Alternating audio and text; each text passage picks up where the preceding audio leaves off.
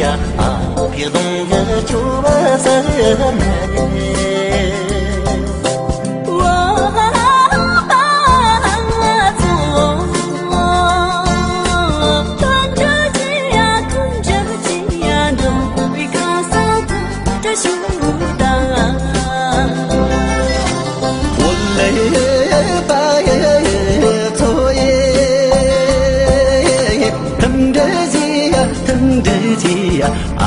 đi xem chứ mơ chứ xa mơ này